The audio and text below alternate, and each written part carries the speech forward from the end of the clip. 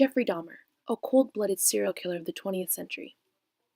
Dahmer was seen as a very happy young child until his younger brother was born. He claims that the impulses towards necrophilia and murder began when he was around the age of 14.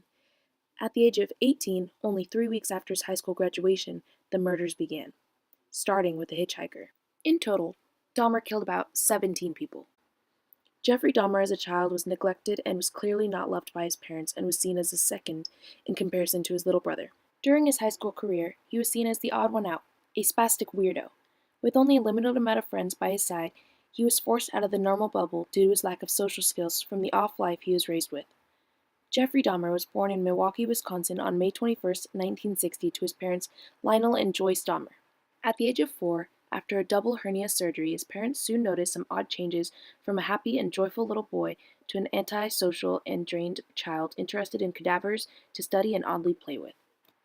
Dahmer previously stated that he started the feelings of necrophilia and murder towards the age of 14, but the disastrous divorce of his parents was a force that pushed him over the edge.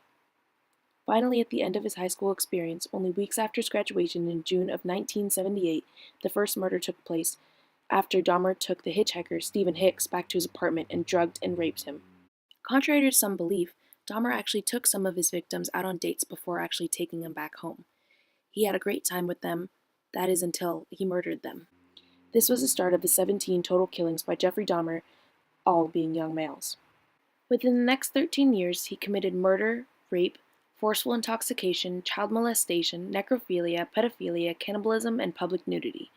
When Dahmer was finally arrested, it was noted that he kept some parts of his most prized killings, such as heads, skulls, and genitalia, as well as a series of Polaroids that showed his corpses previous to his necrophilia. However, all of this could be tied back to the parental neglect shown by his mother and father and the complete disregard of a young child's feelings.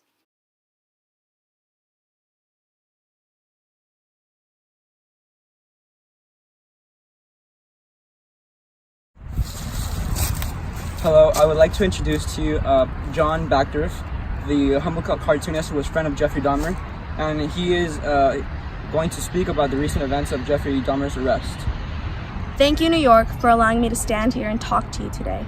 Some of you may know me from the recent events of Jeffrey Dahmer's arrest. My name is John Backdorf, and I am here to humbly speak to you about the inhumane and despicable actions that a once friend of mine, Jeffrey Dahmer, committed.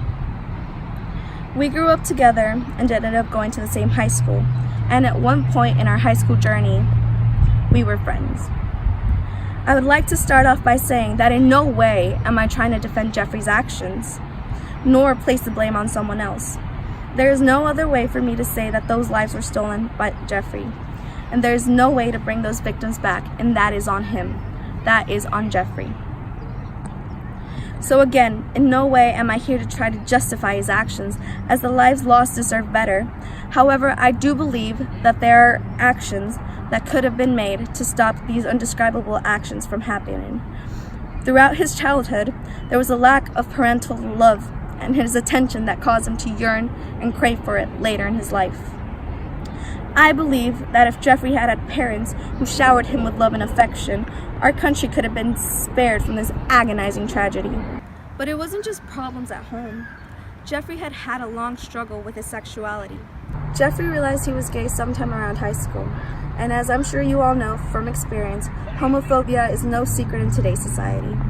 Homosexuality is not some crazy, out-of-this-world type thing. It is not up for discussion. It's not an option that society gets to dictate, plain and simple. Jeffrey was always that odd kid at school, as I'm sure is no surprise to you. But what's wrong with that? What is so wrong with being a Waldo? Does everyone need to fit in order to be accepted in high school? Jeffrey was sadly a victim to this ideology that forced him to be pushed out so far out of the popular bubble and spiral out of control. Like a sponge, Jeffrey absorbed all the negative attention that he received in high school, along with the negative neglect he felt at home. But there is always a limit to how much a young boy can take. And one day, everything just came rushing out. Jeffrey believed that he could not confide in anyone because he did not want to be perceived as weak and lose all his friends. The acts he committed were cold-blooded, savage, and inhumane. Although the only person who knew Jeffrey personally, in no way can I call myself his friend. Not because I'm embarrassed or shameful to call myself a murderer's friend, but because I played a big part in his actions. I insulted him for my amusement. I never tried to help him solve his problems, even though I could see them so clearly. In fact, everyone could see them clearly. I am basically an accessory to this murder because I was never one to get him that help that he needed, or be, well, a good enough friend to help him. A mother who abused pills and drugs. A father who drank his problems away. Parental neglect, the arrival of a younger brother, and the breakdown of his parents' marriage was just a few of the many problems that Jeffrey had to face on his own. As a result of his solitude, he developed serious drinking problems. Everyone knew about his drinking problem, but nobody did anything to help. With nobody to rely on, Jeffrey developed strange obsessions and behaviors to help him cope with his problems. He began dismembering animals and found it soothing and pleasurable to watch as the life slowly bled out of the animal. I noticed him changing, yet me and all of his other friends did nothing for him other than insult him for being different. Society teaches us that being different is wrong, and if they don't fit in, they are a lesser animal. They are to be critiqued, insulted, spit on, and unfortunately, Dahmer was one of those. In court, he confessed that he changed his sexual attraction when he was 14 years old, but that he did not mention them because he already had too many problems and did not want to be insulted because of his sexual preferences.